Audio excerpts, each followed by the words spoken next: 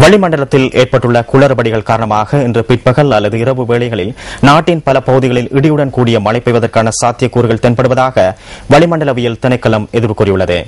நாட்டில் 100 மில்லிமீட்டருக்கும் அதிக அளவிலான மழை வீழ்ச்சி பதிவாகலாம் என எதிர்பார்க்கப்படுகின்றது. இன்று காலை 8:30 மணியுடன் நிறைவு பெறும் 24 மணித்தியால காலப்பகுதியில் நீர்த்தேக்கங்களை அண்மித்த பகுதிகளில் அதிக மழை வீழ்ச்சி பதிவாகியுள்ளதாக வளிமண்டலவியல் திணைக்களம் தெரிவித்துள்ளது. அந்த வகையில் காசல்ட்ரே பகுதியில் அதிகளவான மழை வீழ்ச்சி பதிவாகியுள்ளது. இது 71.5 மில்லிமீட்டராக அமைந்தது.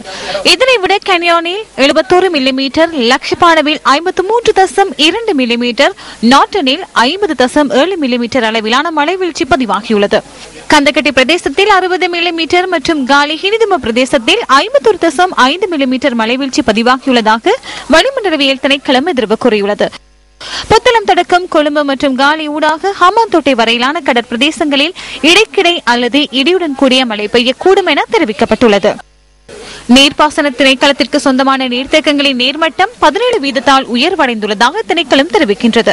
எவ்வாறாயினும் வானிலையை கருத்தில் கொண்டு 3 மாத கால பகுதியில் விவசாய நடவடிக்கைகளை விவசாயிகள் ஆரம்பிக்க வேண்டும் என நீர்ப்பாசன திணைக்களத்தின் நீர் முகாமைத்துவ பிரிவின் பணிப்பாளர் ஜானகி மீகஸ்தென்ன குறிப்பிட்டார். மகா காலத்தில் பல சவால்களுக்கு நீர்ப்பாசன திணைக்களம் எதிர்நோக்குவதாக அவர் மேலும் தெரிவித்தார். மகாவலி நீர்த்தேக்கத்தின் நீர்மட்டம் அதிகரித்துள்ளதாக நீர்ப்பாசன திணைக்களத்தின் நீர் முகாமைத்துவ பிரிவின் பணிப்பாளர் ஜானகி மீகஸ்தென்ன தெரிவித்தார். இதேவேளை மலையகத்தில் நேற்று பெய்த கடும் மழை காரணமாக பாதைகள் சேதமடைந்துள்ளதாக தெரிவிக்கப்பட்டுள்ளது. இதன் காரணமாக வாகன சாரதிகள் பெரும் சிரமத்தை எதிர்நோக்கியுள்ளதாகவும் பொதுமக்களும் பல பிரச்சனைகளை எதிர்நோக்குவதாகவும் எமது பிராந்திய செய்தியாளர் குறிப்பிட்டார். இந்த பாதைகள் உரிய முறையில் செப்பனிடப்படாவிடின் இயற்கை அனர்த்தங்களின் போது பாதைகள் காணாமல் போகும் நிலை ஏற்படக்கூடும் எனவும் தெரிவிக்கப்பட்டுள்ளது.